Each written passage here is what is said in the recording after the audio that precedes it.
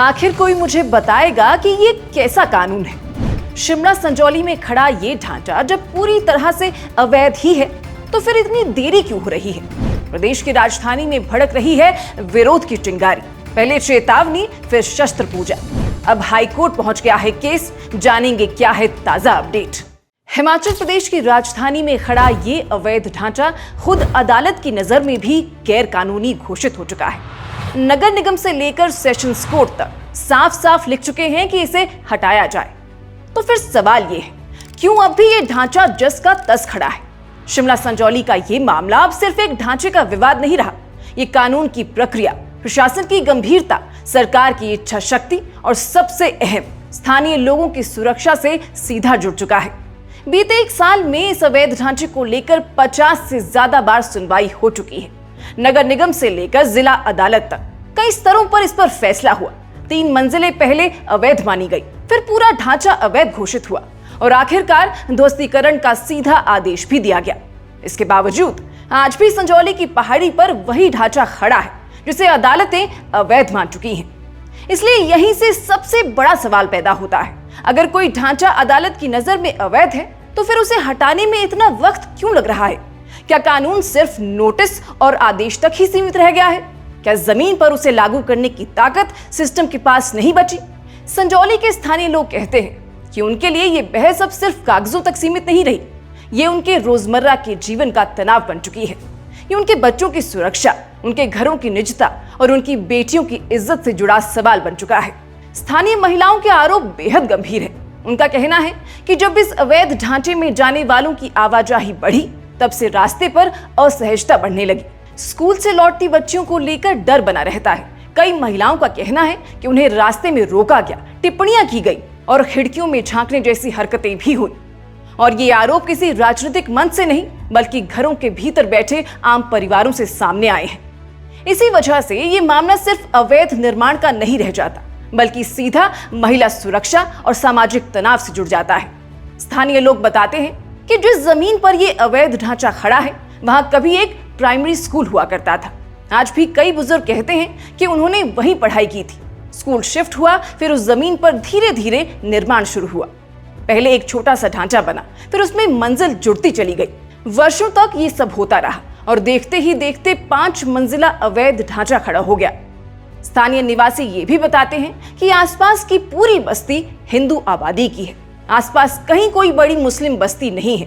इसके बावजूद इस अवैध ढांचे में बाहर से बड़ी संख्या में लोग पहुंचते रहे। रास्ता बेहद संकरा है, सीढ़ीनुमा है और दोनों तरफ घर ही घर है। ऐसे में महिलाओं और बच्चों को लेकर डर और असहजता और बढ़ जाती है। स्थानीय लोगों का यह भी कहना है कि इस ढांचे में बुनियादी सुविधाएं बेहद सीमित हैं। शौचालयों की संख्या कम है, वुजू की व्यवस्था उतनी नहीं है जितनी भीड़ के अनुसार होनी चाहिए। ऐसे में खुले में वुजू करने जैसी शिकायतें भी सामने आई, जिससे आसपास रहने वाली महिलाओं को भारी आपत्ति हुई। जब उन्होंने इसका विरोध किया तो कथित तौर पर उन्हें अपमानजनक टिप्पणियों का सामना करना पड़ा।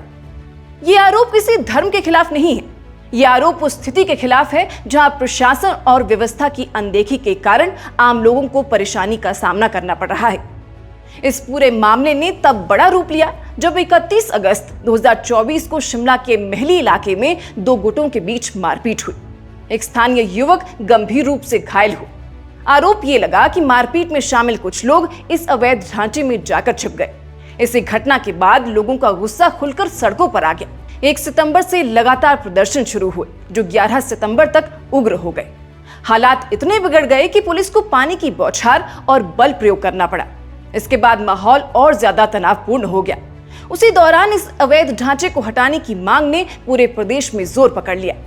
12 सितंबर 2024 को ढांचे से जुड़ी कमेटी खुद नगर निगम आयुक्त की कोर्ट में पहुंची और अवैध हिस्से को हटाने की पेशकश की। इसके बाद 5 अक्टूबर 2024 को नगर निगम आयुक्त ने ऊपर की 3 मंजिलों को अवैध मानते हुए उन्हें तोड़ने का आदेश दिया। आंशिक रूप से कार्रवाई भी हुई और 2 मंजिलें तोड़ी गई। लेकिन कहानी यही नहीं रुकी। 3 मई 2025 को नगर निगम आयुक्त ने साफ शब्दों में पूरे ढांचे को अवैध घोषित कर दिया और इसे पूरी तरह से हटाने का आदेश जारी कर दिया। इसके खिलाफ वक्फ बोर्ड और ढांचे से जुड़ी कमेटी जिला अदालत पहुंची।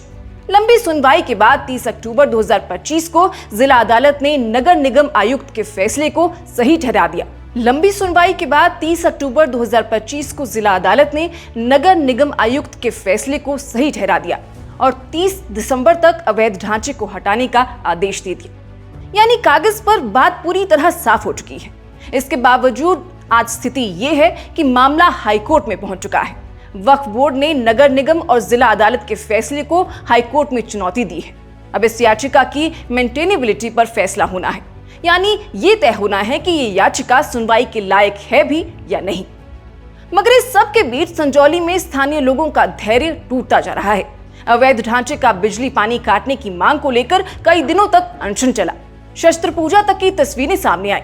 ये सब इस बात का संकेत है कि जमीन पर तनाव लगातार बढ़ता जा रहा है।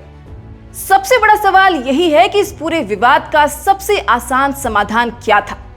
अगर अदालत के आदेश के अनुसार समय पर कार्रवाई हो जाती तो ना अनशन होता, ना सड़क पर तनाव होता, ना महिलाओं की सुरक्षा को लेकर इतने बड़े सवाल खड़े होते। आज सरकार से सीधे सवाल पूछे जा रहे हैं। जब जिला अदालत ये ढांचा अवैध घोषित कर चुकी है तो फिर कार्रवाई में इतनी देरी क्यों? क्या सरकार इंतजार कर रही है कि हालात और ज्यादा बिगड़े? क्या प्रशासन तभी जागेगा जब कोई बड़ा टकराव हो जाएगा? यह भी सवाल उठ रहा है कि वर्षों तक ये सब निर्माण किसकी निगरानी में होता रहा? जब एक एक मंजिल जुड़ रही थी तब नगर निगम के अधिकारी क्या कर रहे थे? जब स्थानीय लोग शिकायतें करते रहे तब उनका समाधान क्यों नहीं निकाला गया?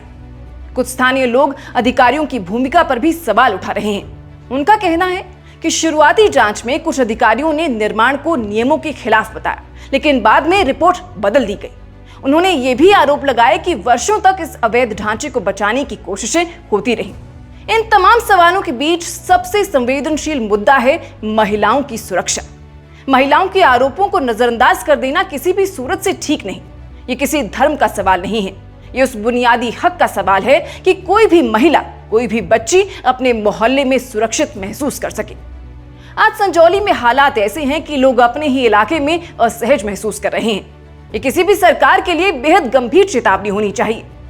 अब जब मामला हाईकोर्ट में है तो स्वाभाविक है कि कानूनी प्रक्रिया का सम्मान किया जाना चाहिए, लेकिन साथ ही ये भी उतना ही सच है कि कानून का सम्मान तभी होता है जब उसका पालन जमीन पर होता हुआ दिखे। अगर ये ढांचा सच में अवैध है, जैसा कि अदालतें कह चुकी हैं, तो इसे हटाना सिर्फ प्रशासनिक कार्रवाई नहीं बल्कि कानून की विश्वसनीयता का सवाल है। और अगर इसके पक्ष में कोई वैध दस्तावेज हैं तो उन्हें भी पूरी पारदर्शिता के साथ जनता के सामने रखा जाना चाहिए था।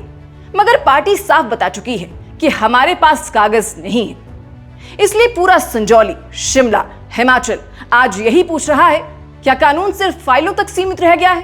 क्या राजधानी के बीचों बीच खड़ा एक अवैध ढांचा पूरे सिस्टम को चुनौती देता रहेगा? क्या महिलाओं की आवाज, स्थानीय लोगों की परेशानी और अदालत के आदेश सब कुछ इंतजार में ही पड़ा रहेगा? सरकार और प्रशासन के पास आज भी मौका है कि वो समय रहते इस पूरे विवाद को कानूनी, शांतिपूर्ण और निर्णायक तरीके से खत्म करें। क्योंकि अगर ये मामला यूं ही लटकता रहा तो नुकसान सिर्फ एक ढांचे का नहीं होगा, नुकसान कानून पर लोगों के भरोसे का होगा। इस पूरे विषय पर आप दर्शकों की क्या राय है, हमें कमेंट बॉक्स में बताइए। हमारी रिपोर्ट पसंद आई हो तो इसे लाइक शेयर जरूर कीजिएगा। अभी फिलहाल के लिए बस इतना ही। नमस्कार।